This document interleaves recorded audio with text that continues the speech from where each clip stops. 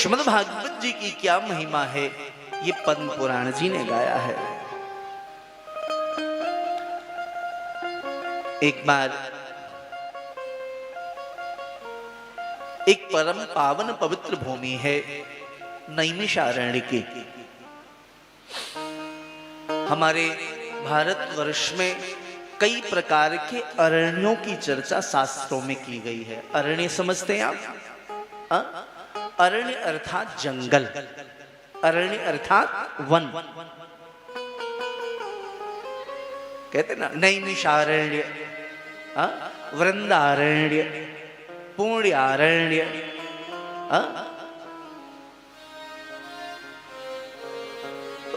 ऐसे कई प्रकार के अरण्य हैं। इसमें सर्वश्रेष्ठ अरण्य की चर्चा नैमिषारण्य के रूप में की गई है। जितने भी पुराण हैं, समस्त पुराणों का उद्गम स्थल नैमिषारण्य है। उत्तर प्रदेश में एक जिला है जिसका नाम है सीतापुर। सीतापुर से थोड़ी दूरी पर 16-17 किलोमीटर की दूरी पर एक अरण्य है जिसका नाम है नैमिषारण्य। श्री सूत जी महाराज ने सौनकादिक ऋषियों को 18 पुराण की चर्चा यहीं श्रवण कराई। यहां तक कि जो हम लोग घर में सत्यनारायण की कथा श्रवण करते हैं, वो सत्यनारायण भी पहली बार नैमिषारण्य जी में बांची गई।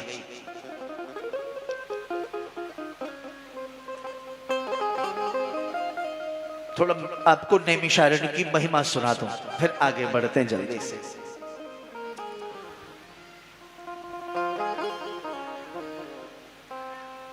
महाराज एक बार 88,000 सौनकादि ऋषियों ने श्री नारद जी महाराज से पूछा कि पृथ्वी पर सर्वोत्तम सर्वोत्कृष्ट स्थान साधना के लिए, सत्संग के लिए, स्वाध्याय के लिए सर्वोत्तम स्थान कौन सा है? श्री नारद जी महाराज ने अपने पूज्य पिता ब्रह्मा जी से पूछा। ब्रह्मा जी ने जाकर के भगवान नारायण से यही बात पूछी। भगवान नारायण ने अपने सुदर्शन चक्र को छोड़ा। सुदर्शन चक्र का जो अग्रभाग है, अग्रभाग, उसको कहते निमि। क्या बोलते हैं? निमि। भगवान नारायण ने कहा यह सुदर्शन पृथ्वी के जिस स्थान में जाकर के रुक जाए, गिर जाए, उस स्थान को साधना के लिए सर्वोत्तम मानना चाहिए।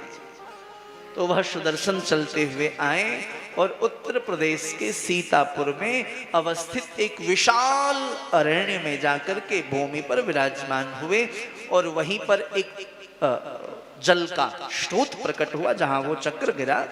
उस स्थान को कहते हैं, क्या बोलते हैं आचार्य जी? चक्र तीर्थ।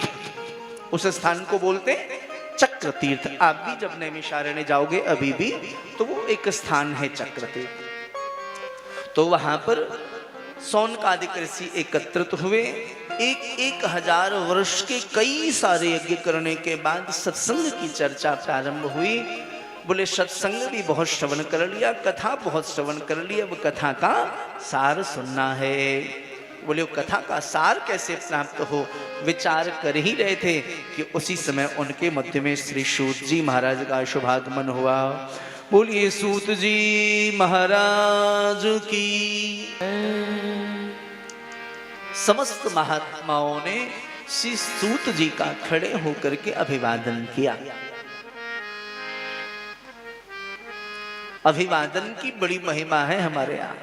अभिवादनशीलस्य नित्यं वृद्धोपसेविनः चत्वारि तस्य वर्धन्ते आयुर्विद्या और क्या है, यशो बलम। जो नित्य अपने से श्रेष्ठ जनों का अभिवादन करते हैं, प्रणाम करते हैं, उनके जीवन में 4 चीजों की अभिवृद्धि होती है, आयु, विद्या, यश और बल। इसलिए हमारे यहाँ कहते हैं कि सुबह जगो तो गुरुजनों को प्रणाम करो, माता पिता को प्रणाम करो, हाँ? श्रेष्ठ जनों को प्रणाम करो, आदरणीयों को प्रणाम करो, पर प्रणाम करने की परंपरा ही समाप्त होती जा रही है। हा? पहले लोग साष्टांग लेट के प्रणाम करते, फिर सर मस्तक पे रख के प्रणाम करने लगे, सर को चरण में रख के प्रणाम करने लगे, फिर हाथ झुका के प्रणाम करने लगे, फिर घोंटू छूने लगे। अब आजकल जोर से हाथ जोड़ लेते हैं। अब तो और भी चीजें बदल गई। जयपुर में बहुत साल पहले मेरी कथा थी, गोविंद देव जी मंदिर के पीछे जयनिवास उद्यान में। उस समय वसुंधरा जी मुख्यमंत्री हुआ करती, बड़ी भव्य कथा थी। तो सुबह सुबह वॉकिंग के लिए निकलता जयनिवास उद्यान में, तो लोग एक दूसरे को देख के हाथ खड़े करते हाथ खड़े करते, देखा होगा आपने, एक दूसरे को देख करके लोग परिचित को देख के हाथ खड़े करते हैं। मैंने पूछा भाई क्यों हाथ खड़े करते हो एक दूसरे को देख के? एक दिन देखा, 2 दिन, 3 दिन। तो लोगों ने कहा महाराज जी परिचित है ना, इसलिए राम राम कर लेते हाथ उठा के। मैंने कहा परिचित है तो 2 मिनट मिल लो, गले लग लो, हालचाल ले लो। बोले महाराज जी इतना समय नहीं, इसलिए हाथ खड़े करके यूं ही प्रणाम कर लेते हैं। मैंने कहा अच्छा समय नहीं इसलिए हाथ खड़े करते हो, यहाँ समय नहीं ऊपर मिलेंगे। यहाँ समय नहीं है। कौवे देखे हम आपस में तो ना, समय नहीं है तो हाथ खड़े कर ले। तो मैंने कही अच्छा यहाँ समय नहीं इसलिए हाथ खड़े करते ऊपर मिलेंगे। अभिवादनशीलस्य नित्यं वृद्धोपसेवितः चत्वारि तस्य वर्धन्ते आयुर्विद्याय शोभनम्। सबने अभिवादन किया, महाराज जी बड़े प्रसन्न हुए। उनकी आरती उतारी गई, व्यासपीठ पर बैठाला। बोले सरकार कथाएं बहुत श्रवण की मैंने, अब ऐसी कथा श्रवण करना चाहता हूं जो हमारे कर्ण को भी प्रिय लगे और हमारे जीवन का कल्याण हो जाए। मम कर्ण रसायनम, जो मेरे कर्ण को प्रिय लगे। शो जी महाराज बड़े प्रसन्न हुए। कथा प्रारंभ उन्होंने की मंगलाचरण के साथ, और कथा प्रारंभ होती है श्री नारद जी के साथ।